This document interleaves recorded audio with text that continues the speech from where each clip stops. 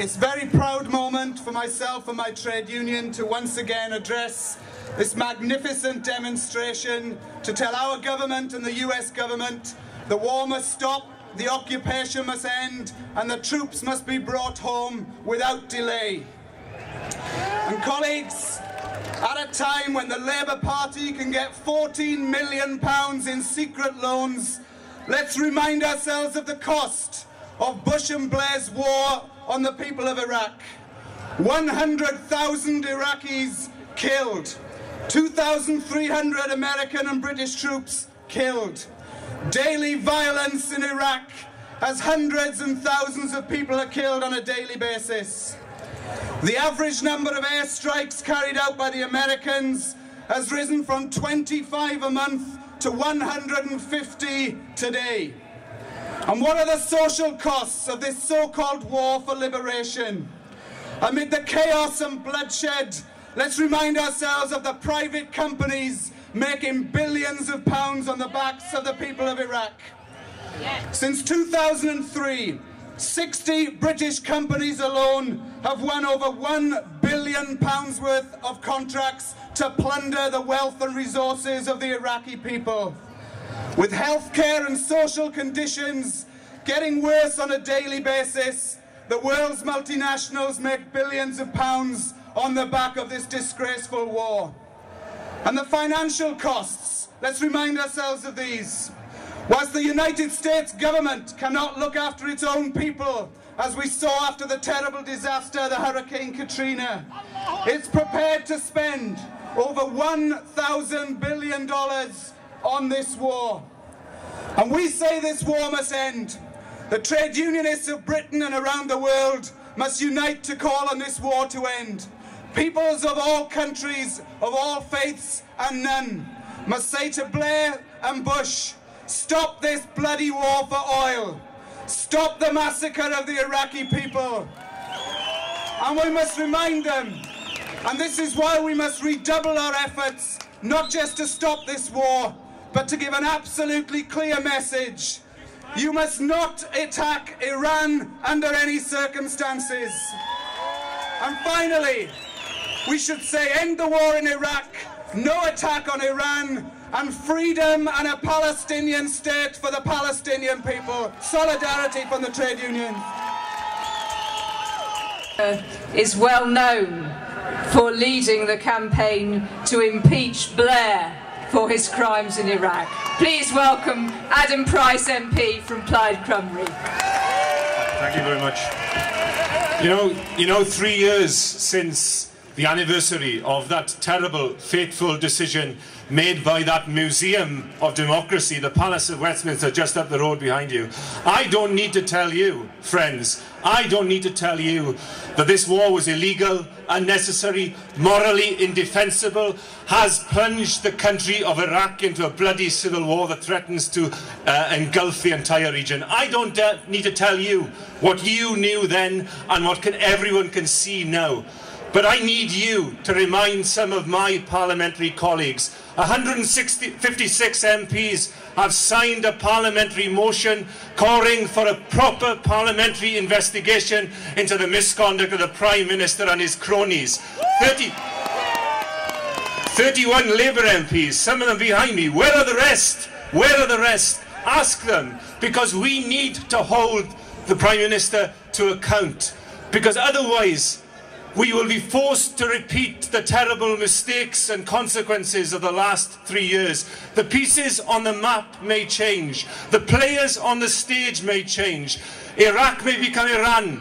Blair may become Brown. But unless we make a stand, then young working class men and women will be sent halfway across the world once again to risk their lives so that a bunch of American billionaires can plunder another country's wealth. And history is repeating itself as we speak. Tomorrow you'll read in the papers that the Shia militia that have murdered hundreds of people in Iraq were recruited into the Iraqi police service by the British and American government. And you'll also read that it was a British company, a company here in London, that has sent arms to Iraq, that have sent arms to Iraq that have ended up in the hands of the Iraqi insurgency. That is a terrible indictment. It is supported by this government. 10 years since the Scott report, when we armed both sides in the Iran and Iraq war, we are arming both sides in this bloody civil war in Iraq. That's why we have to impeach Bush, we have to impeach Blair, Hoon, Straw, Goldsmith and all the other gang of criminals. Thanks to everyone for being here today in this historic Trafalgar Square. But this is not just a demonstration in the centre of London of a British campaign to end the war in Iraq and the other wars as well. We are part of a global movement. At this very moment, in cities all around the world, on every continent of this planet, there are people saying the same thing. Pull the troops out of Iraq. Bring about peace and justice, not the theft of natural resources. We are part of a global movement. Remember that. 3 years ago, we marched and demonstrated. We didn't stop the war in Iraq, but I think we did stop the then planned attack on Iran and neighbouring countries. We stick together, we stay strong, we make those demands, we can prevent the invasion of Iran as well. But the legacy that we've left behind in the last 3 years is a terrible one. Tens of thousands of people dead. In Afghanistan, where more British troops are going in, tragically, I suspect, to lay down their lives on behalf of George Bush and the Project for a New American Century. In Iraq, 2,000 American soldiers, 100 British soldiers, tens and tens of thousands of ordinary Iraqi people have died. Many more will die from cancers, from depleted uranium. Children will die from picking up unexploded cluster bombs. That is the evil, horrible legacy we've left to those people. And as I pointed out to Tony Blair on Wednesday, those that have made money out of this are the boardrooms in the city, the boardrooms in New York, those that have made money out of security apparatus and supplies. There is blood to be made, there is money to be made out of the price of blood of so many people. That is why we're demanding no invasion of Iran. That is why we're demanding the troops out. But we're a global movement, and there are places in the world where people have rejected the policies of invasion, of military activity, and instead shared their resources. Joy to the people of Venezuela and Cuba and Bolivia that have shown there is a different way of running this world. Stand together for a world of peace and justice and sharing, not a world of military activity and death and blood. Thank you. One of the greatest crimes against humanity today is taking place in Guantanamo. Our next speaker is Bakr Deghayes. He's brother of Omar Deghayes from Brighton, who is imprisoned in Guantanamo. Please welcome Bakr Deghayes.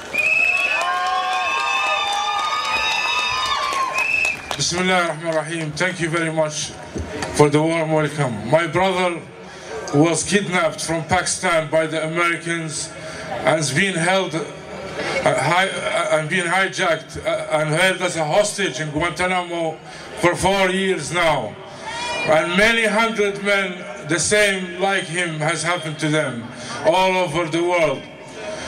I thought about this, why they're doing this.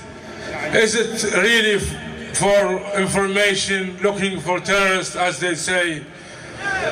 It cannot be. 4 years they've been torturing them. What sort of information would they have after 4 years of torture?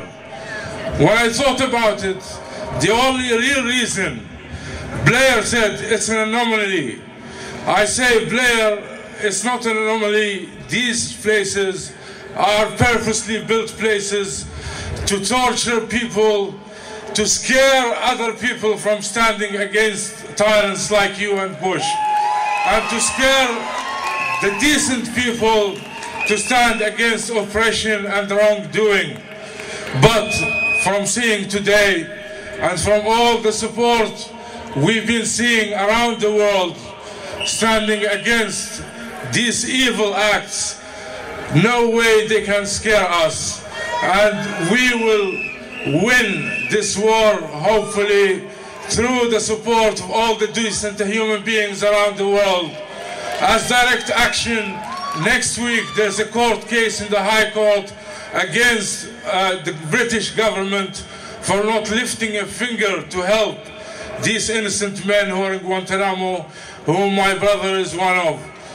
And please, can I ask you to attend this court case and stand there in the support of these men who have been held hostage for so long time.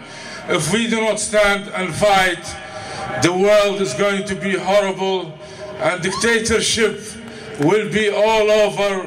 We'll no longer enjoy the freedom of such demonstrations of this life which we are living today.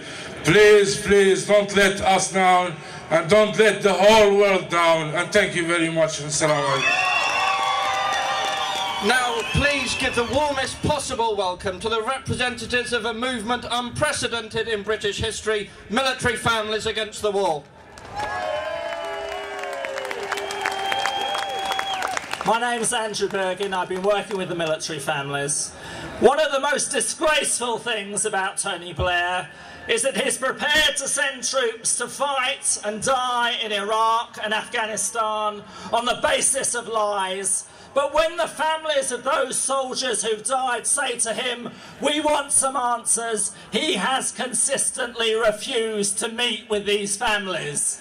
They are not having this, and they're here today to say to Tony Blair, "We are going to come for you. We're going to march to Downing Street, and we're going to make sure you meet with us and you explain your reasons for going to war." Today, we have three families who will be speaking to you. We have Sarah Chapman, whose brother Bob died in the Hercules crash, the single biggest loss of life for British troops. We have Pauline Hickey, whose son Christian died in Iraq. And we have Ben Griffin, an SAS soldier who went to Iraq. What he saw horrified him, and he refused to go back. Sarah Chapman.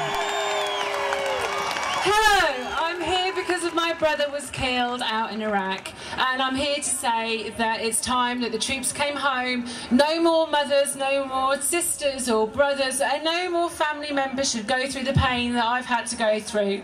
He is not another statistic that Tony Blair and his so-called government can just cast aside. Get used to this face, Tony Blair, because you will be answering my questions. Let's get the troops out!